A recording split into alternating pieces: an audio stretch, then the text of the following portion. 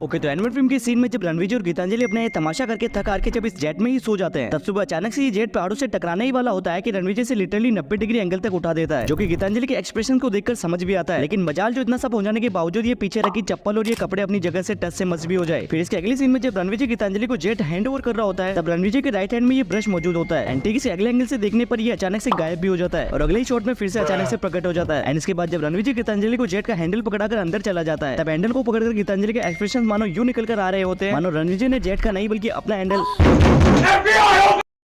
गुस्से को कंट्रोल करो महादेव, दोषियों को सजा कानून देगा। कानून को डाल तेरे पॉकेट में। गोली मार दूंगा। गोली मारेगा तू? चल चला चला गोली। अरे गोली चलावे के लिए गुर्दा चाहिए, खाकी वर्दी नहीं। टाइगर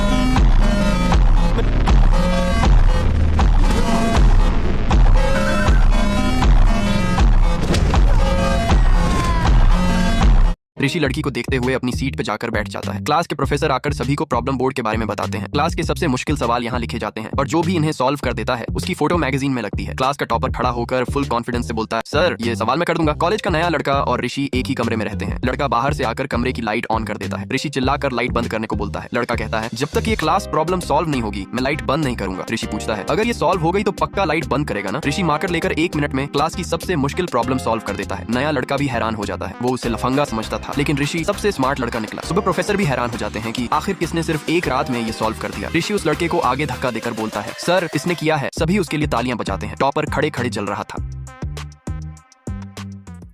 कोई नहीं? क्या ऐसा कोई नहीं जो इस जानवर को काबू कर सके?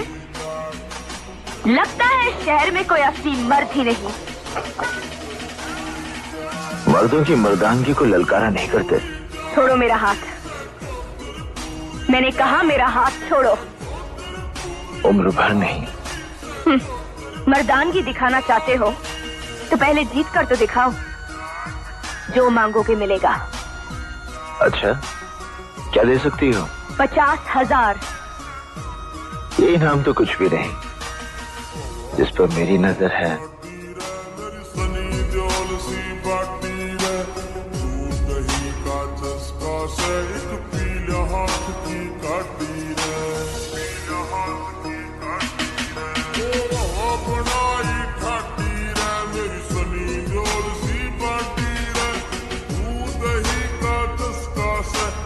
एनिमल मूवी के फनी मिस्टेक पार्ट 4।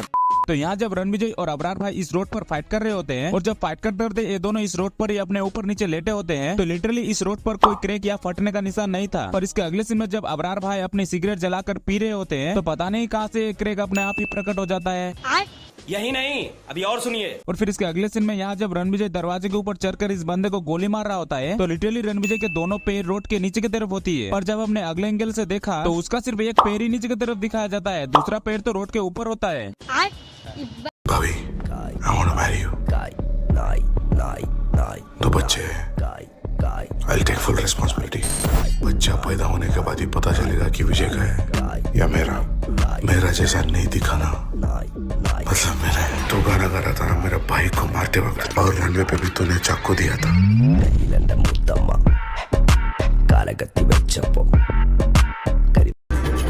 क्या बात है भाई, हम बैठे हैं ना। आप डिक्की खुलवाइए, गाड़ी चेक होगी। किसके ऑर्डर से चेक करेंगे आप? आपकी गाड़ी चेक करने के लिए हमें किसी ऑर्डर की जरूरत नहीं।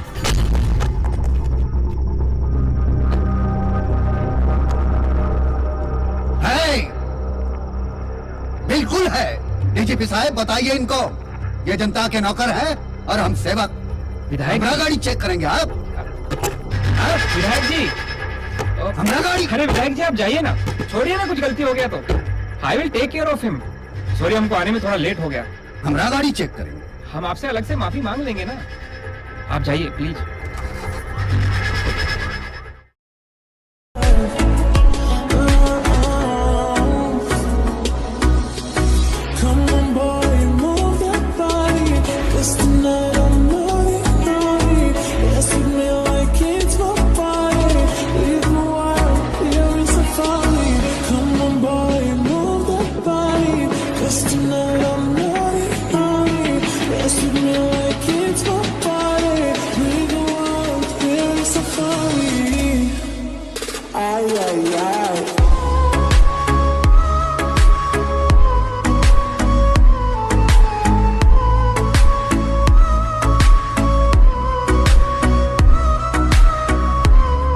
मार डालूंगा तेरे को मैं। क्यों, विलन है तू?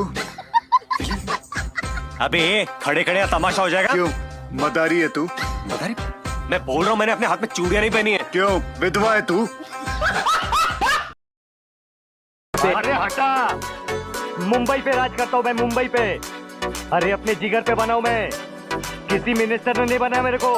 अरे तेरे पुलिस स्टेशन जाता हूँ ना तो सलाम ठोकते तेरे सब लोग खड़े होके। ए समझाना इसको, समझाना। Hi sir. कैसी हो? Hi sir, I am Pooja. Sir क्यों बोल रही है? ऋषि बोल दो। कॉफी से नफरत हो गई है। रोज तो 10-12 कप गटक जा।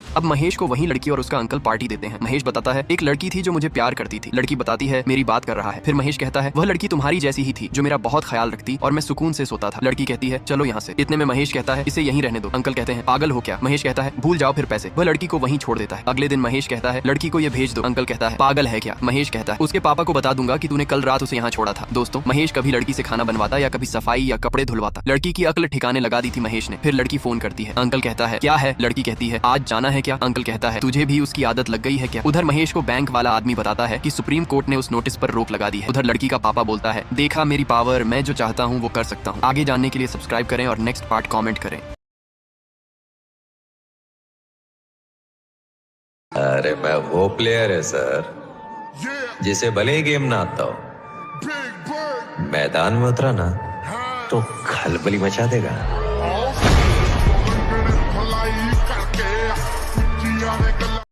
हमनी के बेटे को मारने की कोशिश की हाँ?